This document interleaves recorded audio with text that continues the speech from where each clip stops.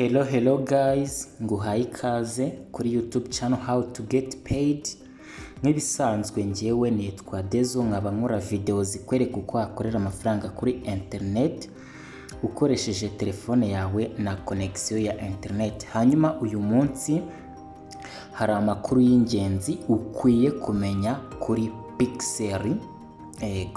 Muzi ko Pixel ni airdrop twamayininze ibasha no kujya ku isoko. Muri kubona ko yabaye listed ku ma exchange atandukanye nka Bybit ndetse n'ayandi ma exchange. Hano rero ni kuri Bybit. Uri kubona ko mu by'ukuri Pixfy niyo coin ya Pixel Tap cyangwa se Pixelverse.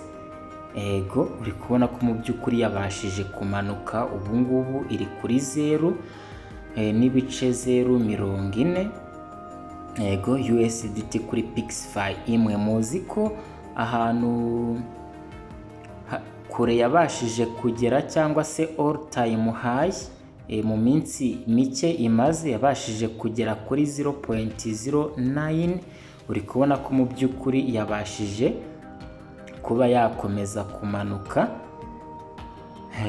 igeze kuri 0.4. hanyuma amakuru y'ingenzi ukwiye kumenya kuri Pixel Tap na yahe. Iyi video yihe like, ukande kuri subscribe, ukore no kukazogera kugira ngo igihe cyose nshyizeho video uzajye uyibona mu ba mbere. Hanyuma rero nyine ngira ngo murabizi ko twakoze uyu mushinga ukabasha kujya ku isoko, ariko abantu benshi ntabwo babyishimiye kuko mu by'ukuri nanjye ntabwo nabyishimiye kuko uyu mushinga watanze udufaranga duke cyane 10%, aho bari bayahaye abantu bari bari muri level ya 5 kuzamura. Abo twakomeje kugenda tubana bongira ngo ni ibintu muzi.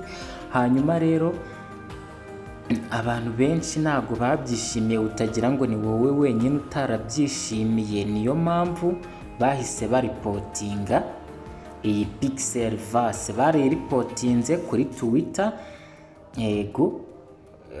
Ndagira ngo mwereke ngewe screenshot nagiye mfata ubwo narindi kugerageza gushaka amakuru atandukanye.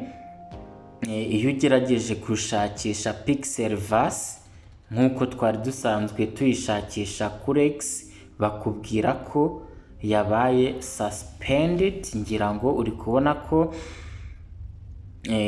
bari kukubwira ko Pixelverse iyi ngiyi yari ifite verified golden tick mark. Iyi ni tick mark itangwa na X cyangwa na Twitter, hanyuma bakubwira ko iyi account yabaye suspended due to violating their rules. Hanyuma mu by'ukuri nta muntu uzi impamvu iyi Pixelverse yabaye suspended cyangwa se X ariyo Twitter yayisibye, ariko impamvu yayisibye ngo nuko nyine ya violatingaga rules zabo. Ariko amakuru ahari nubwo navuga ko yizewe 100%, gusa ariko nanjye nkurikije uko nabibonye bishobora kuba ari byo. Amakuru ahari nuko bishoboka ko abantu benshi bayiripotinze ko itari gukora ibyo yagakwiye kubikora, kuko twakoze umushinga kuba barabonye community coin yabo ikajya ku isoko, nitwe babikesha. Mu by'ukuri bo bafashe amafaranga barangije bashaka kuyaduha, gusa ariko mwibuke ko bari baduhaye white paper itubwira uburyo tuzabona amafaranga, ko batanze Pixfy nye cyane nyine, aho bafashe 10% by'amafaranga binjije bakayaha abantu bari bari muri level ya 5 kuzamura kugeza kuri level ya 10. ariko nabwo ntabwo bayabahaye kuko habayeho icyitwa auto staking. Mu by'ukuri n'ababonye ziriya Pixfy nta burenganzira bari bafite bwo guhita bazibikuza ako kanya, gusa ariko iyo yari strategy yo kugira ngo ifaranga ryabo rye kuba ryatagacira. Ariko n'ubundi iyo baduha amafaranga makeya twese wenda bakaduha nka 20%, aho twari kuba dufite n'ububasha bwo guhita tuyabikuza. Mu by'ukuri ntago bari kubashe n'ubundi guhita coin yabo ntago yari guhita ijya hasi, yari gukomeza kuba bullish bitewe n'uko nyine n'ubundi hari hakiri kuba percentage zacu twari kuba dutegerejemo, n'ubundi coin yabo yari gukomeza kuba bullish. Hanyuma rero ngira ngo ni ibingibi bya Pixelverse, gusa nabonye bahise bapostinga indi post bakoresheje iyindi X account yabo cyangwa se iyindi account yabo yo kuri Twitter yitwa Pixel Tap Network, aho bavuze ngo ariko mu by'ukuri ibi babipostinze bakimara kubona ko abantu babaripotinze, niho mpamvu ibi ngibi utabiha agaciro, uri kubona ko ni nko kugerageza nyine kwisapotinga. Bahise bavuga ngo Pixelverse has heard your cry. Nk'uko nabivuze, abantu benshi nibishimye ndetse baripotinze iyi Pixelverse, hanyuma bahise nyine bidefanda bati mu by'ukuri twumvishe gutaka kwanyu ndetse nimugire ikibazo kuko mwese muzabasha kubona Pixify airdrop, muraza kuzibona shortly cyangwa se mu gihe gito. Hanyuma bakomeza bagira bati nimupanike rwose, buri muntu wese uhereye kuri level ya mbere, kuri buri muntu uri muri level ya mbere azabasha kubona airdrop ndetse aziclaiminge, ndetse ko abamaze kuziclaiminga bo nta kibazo.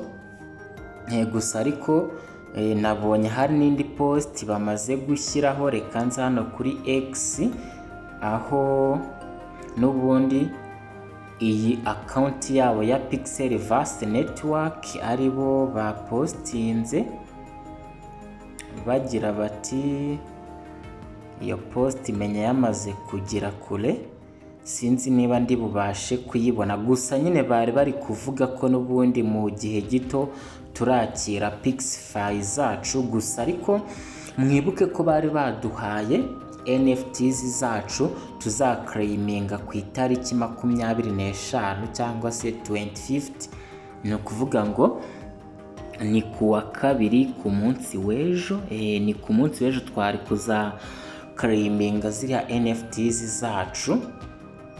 Hanyuma izo NFTs reka nze njye kuri Pixel Tap, izo NFTs zihari kugomba kuba zifite agaciro, ariko mu by'ukuri ese zo twari guhita tuzigurisha byari bugende gute? Gusa ariko nshingiye ku busesenguzi bwanjye cyangwa se kuri knowledge zanjye mfite ku bijyanye n'ama NFTs, ntabwo NFTs zose zigira agaciro, ariko izi NFTs uko mbikeka zari kuzagira agaciro zose, ariko zari kuzagira agaciro bitewe n'uko wenda hari abantu bari buzashake kwinjira muri uyu mushinga wa Pixelverse, nk'uko batubwiye ko hari imishinga iri imbere ndetse bashaka gukora blockchain yabo izitwa Pixel Chain, ndetse hakaba hari n'indi partnership bafitanye n'iriya game yitwa gute,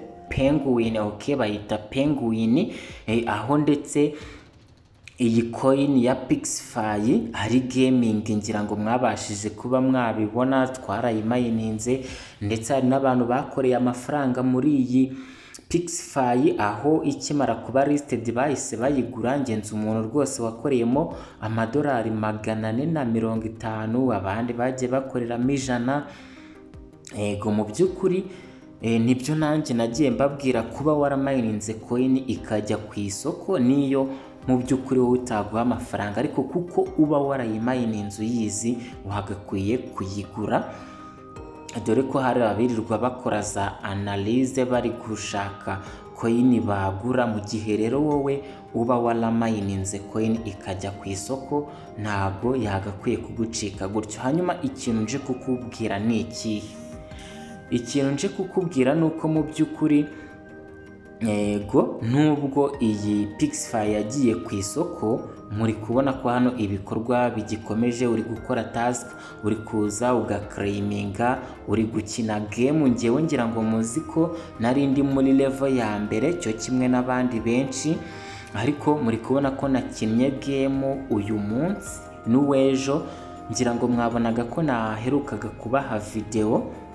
Mu by'ukuri narindi gukina game, nabashije kuva muri level ya mbere ngira muri level ya gatatu, ndetse mu kanya ndinjira muri level ya kane nk'uko muri kubibona. Ndetse buri level hano ibigizwe na section enye, aho zose uba ugomba kuziverifyinga cyangwa se kuzipasinga.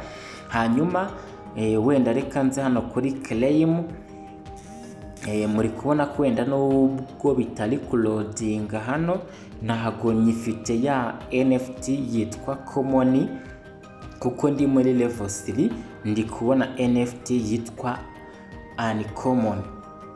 Hanyuma rero ikintu nawe wakora ni iki? Ukwiriye gukina game. Ibintu biriya ngo daily combo ntago ari necessary, kuko twabikoze cyane, ntago baduhaye Pixify zacu. Ariko hano abantu bakinnye game mu by'ukuri, kuko ntago twari tuzi ko iyi Pixelverse coin yayo ishingiye kuri gaming. Ariko nyuma yo kumara kubimenya, ukwiriye gukina game. Hanyuma ni gute wakina game ugatsinda? Ni gute wakina game ukazamuka muri level? Ni gute wakina game bikazagufasha kubona amafaranga menshi? Kuko already bwo amafaranga tuzayabona, nubwo nyine bashatse gusa nk'abaturiganya, ariko yego ababishinzwe bari gukurikirana ikibazo cyacu.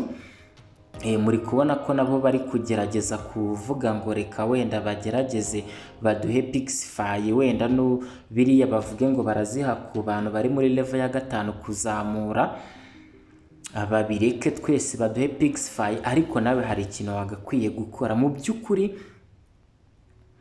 Ikintu wagakwiye gukora nyine ni ugukina game, kuko iyi Pixify ni coin ishingiye kuri game, cyangwa se ni gaming coin.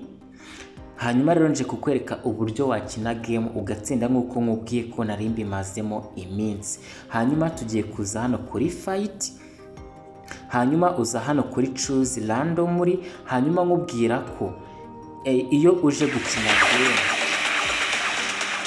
kereka ngabanye volume. Iyo uje gukina game haba hari n'undi muntu uri gukina game, barabahuza hanyuma havamo umwe utsinda. Kugira ngo utsinde rero uza hano baba bakweretse, ukahatapinga fast. Iyo undi muntu uri gukina muhanganye ari kurusha gutapingaho fast, mu by'ukuri niwe utsinda. Hanyuma reka iyo bigeze hano urategereza ugakanda ku kazu kamwe. Uri kubona ko mbashije kukabona, ego ndategereza ugakanda ku kandi ko kugira ngo udefending. Uri kubona ko singakanzeho, ariko nawe aba ari gukora nk'ibyo uri gukora. Iyo akanze ku kazu nyako, mu by'ukuri ego abaguhaye kick irenze nyine, cyangwa se aba yidefendinze. Hanyuma hano ndakanda hano turebe ko bikunda. Okay, birakunze. Hanyuma hano defend. Okay, ndatsinzwe. Ego ndakomeza na pinge, nkomeze na pinge. Mu by'ukuri hano ntago ndi gukina, ndi kugusobanurira kuko ndabizi ndi butsindwe. Ariko kuri next ndakeka uraba wasobanukiwe. Kuri next fight ndaza kubikora fast, ngerageze gutsinda, ngerageze kubona win. Hanyuma hano ndahitamo kano, nawe uhitamo akazi ushaka. Uri kubona ko ndatsinzwe. Hanyuma reka nzi nyine undi mukino nyine, noneho nk'umuntu uri gukina utari gusobanurira, murebe mu by'ukuri ko ari bubone win. Ndategereza nitonze, ngira ngo nabisobanuye. Hari kubura amasegonda 3, 2, 1 umukino watangiye. Ndaza hano na pinge fast kugira ngo mbashe gutsinda mu by'ukuri. Kano kantu iyo kimutse nawe urimura. Hanyuma niko ndi kubona nari butsindira, ko ndi kubona uyu muntu turi gufightinga nawe arenze asobanukiwe ibi bintu. Ndahitamo hano okay. Uri kubona ko mfite icyizere cy'uko ndi butsinde, nongere kamitemo kano defending area. Okay, ndatsinzwe ariko nta kibazo. Reka nkomeze napinge fast turebe ko nabona win, kugira ngo mu by'ukuri nawe ube wakoresha ubu buryo cyangwa se iyi strategy. Ndaselectinga wowe afazari uri kubona ko mise nsinda, mbonye win cyangwa se victory mise mbona na reward ya Pixify 5,000 ngira ngo nibyo. Reka nongere, ariko uri kubona umuntu nsinze n'uyu nguyu ari muri level ya 8, nge ndi muri level ya 3. Reka nze kuri new game turebe ibyari byo. Ndategereza nitonze, hanyuma nkubwira ko iyo ufunguye game haba hari undi muntu wafunguye game, uba ugomba gukora ibyo ugomba gukora vuba. Nukuza hano ukahatapinga fast. Rero iyo umuntu muri gufightinga ari kukurusha speed yo gutapinga, mu by'ukuri nyine aragutsinda. Yego, ugomba gutapinga fast as much as you want cyangwa as much as you can. Hanyuma hano ugaselectinga akantu kamwe. Ndatsinzwe, ntabwo mbashije gucuzinga akantu kukuri. Reka nselectinga ka okay, I lose. Reka nkomeze napinge turebe ko iyi fight nyibonaho win. Yego, ubundi turebe mu by'ukuri ko nawe wagerageza ubu buryo bukazaguhira, ariko bwanaguhira kuko already iyi coin ni ya gaming. Kubona hano gutsinda ndacyafite amahirwe, ariko reka turebe. Iyi fight ngomba kuyitsinda nabyo byanze bikunze. Uri kubona ko ndatsinze, mbonye iyindi victory. Nuko rero bakina iyi game, ngira ngo mu by'ukuri biriya daily combo byihorere, by'amatask byihorere.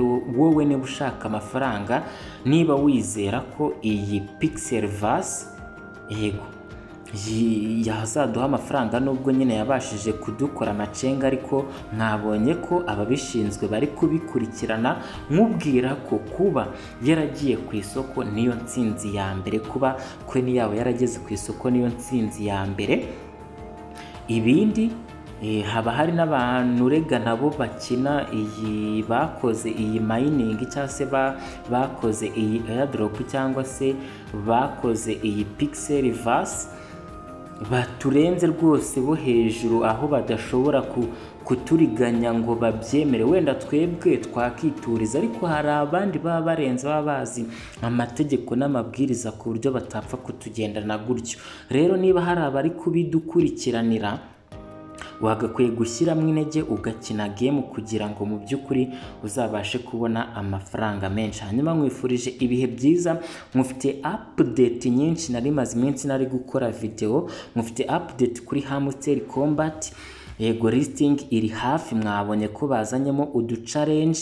Ese mu by'ukuri nabone baba bashaka kumera nka taps na pixel tap, turiya ducenga tukazabasha kutubuza airdrop. Kora kuri subscribe iyi video uyihe like, kuko muri video ikurikiyeho ndakubwira kuri Hamster Combat ni mukanya, n'izindi mining twagiye dukora zitandukanye, nk'izitwa za Blam, izitwa za Time Farm. Ngufiteho update mu by'ukuri, kuko turi kwinjira neza muri bull run, igihe cyiza cyo gukoreraho amafaranga muri cryptocurrency. Season y'imboneka rimwe mu myaka 4. Hanyuma iki ni igihe muri aya mezi turimo ngo tubone amafaranga. Mu by'ukuri mwabonye ko aya mbere twagakwiye kuba twarayabonye, ariko mu by'ukuri n'ubundi tuzayabona, kuko ibyo twakoze byatanze umusaruro mwiza.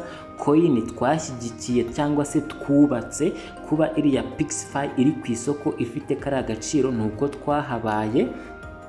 Tugomba kuzabihemberwa byanze bikunze, kuko twarabikoreye. Hari n'ibindi turi gukora, rero ni mu kanya gato nguhe update zigiye zitandukanye, cyane cyane kuri Hamster Combat ndetse n'izindi. Rero mbifurije amahirwe masa, Imana ikomeze ibarinde. Ciao bye bye.